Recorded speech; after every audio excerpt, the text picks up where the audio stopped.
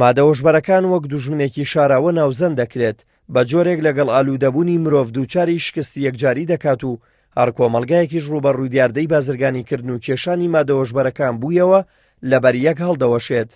لە هەرێمی کوردستان ئەگەرچی بازرگانیکردن و بڵاوبوونەوەی مادەی هۆشبەر نەبووتە دیاردە، بەڵام کەم تا زۆر بەکارهێنەری هەیە و بازرگانیشی پێوە دەکرێت. بەڕێوبەری بەڕێوەبەرایەتی مادە هۆشبەرەکان لە ئاسایشی سلێمانی ڕایدەگەێنێت مادە هۆشبەرەکان کێشەیەکی گەورە و دوژمنێکی ڕاستەقینەی شاراوەیە لە هەرێمی کوردستان دەرکمان بەوە کردووە کە بازرگانیکردن و بەکارهێنانی زیادی کردووە، بەڵام هێزەکانمان چاوکراون و هەوڵەکانیان خستووەتە گەڕ بۆ ڕێگریکردن و سزادانی ئەو کەسانەی بەکارهێنەری مادەی هۆشبەرن یاخود بازرگانی پێوە دەکەن.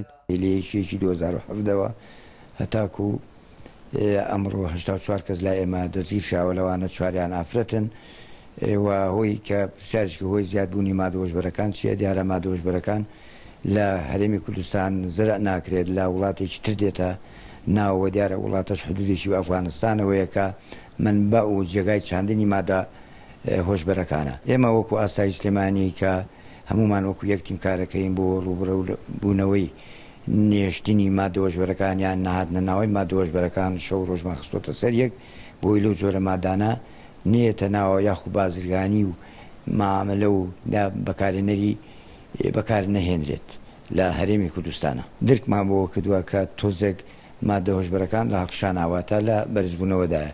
ئەوەش نابێتە دلیلی ئەوەی کە بێتە دیاردە لە هەرێمی کوردستان و ئێمە وەکو هێزەکانی ئاسایش ئێستا چاوکراوەترین هێزی باشمان لەبەردەستا وەکو ئاسایی سلێمانی ئەتوانین ئەو کەسانی بازرگانی بەو جۆرە مادانەوەکەن یاخو بەکارهێنن بە فەرمانی دادوەر دەستگیریان بکەین و تا ئێستا لە هەرێمی کوردستان دیاردە نییە.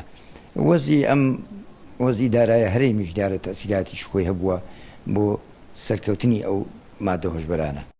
بەهۆی هەڵکەوتەی هەرێمی کوردستان لەگەڵ وڵاتانی دراوسێ، خاڵە سنووریەکان ئەو ناوچانن کە بەردەوام مەترسی هێنانە ناوەی مادە سەرکەرەکانی لێ دەکرێت. لەوبارەیەوە تەبێژی پۆلیسی پارێزگای دوهۆک ڕایدەگەێنێت ئەو کەسانەی بەهۆی تێوەگلانیان بە مادەی هۆشبەر دەستگیر کراون زیاترینیان لە سنووری زاخۆدا بووە. ئەمشین بێژین و بۆڕەبتری تۆمبۆڕن سنووری قەز و زەخۆ هاتینە گرتن ژبەرک و قەزایەکۆ سنووریە و پڕێکێن قۆچۆقی هێنە وێ قەزۆیە و ژمارەکۆ زۆرە تۆمبۆڕن ji لای پۆلیسên dihûkê ve wê qezayê hatîne girtin û hatîne rewanekirin بۆ dadgehê û her wisa li nava parêzgeha Angul Seterê parêzgeha Duhokê jî hejmarek hatîne girtin belê hejmar berdesîmeyî nekoçandin. تەنها لە ماوەی 5 مانگی ڕابردووی ئەم ساڵدا لە هەرێمی کوردستان بەدەیان کەس بە تاوانی بەکارهێنان و بازرگانیکردن بە مادەی هۆشبەر لەلایەن هێزە ئەمنیەکانەوە دەستگیر کراون. باپەی ئامارەکانیش بێت بڵاوبوونەوەی مادەی هۆشبەر و بازرگانیکردن پێوەی لە کوردستان زیادی کردووە. واگ لێپرساوانی ئەمنی تاکید دەکەنەوە بەشێک لە هۆکارەکان بۆ قەیرانی دارایی دەگەڕێتەوە. ئەگەرچی لە هەرێمی کوردستان بازرگانیکردن و بەکارهێنانی مادەی هۆشبەر نەبووتە دیاردە، بەڵام ئامارەکانەوە دەردەخەن کە لە چاو ساڵانی ڕابردوو بازرگانیکردن و بەکارهێنانی مادەی هۆشبەر ڕووی لە زیادبوون کردووە. هێزە ئەمنیەکانیش دڵنیایی دەدەن وڵاتیان کە بەردەوام دەبن لە سزادانی ئەو کەسانەی بازرگانی بە مادەی هۆشبەرەوە دەکەن یاخود بەکاری دەێنن.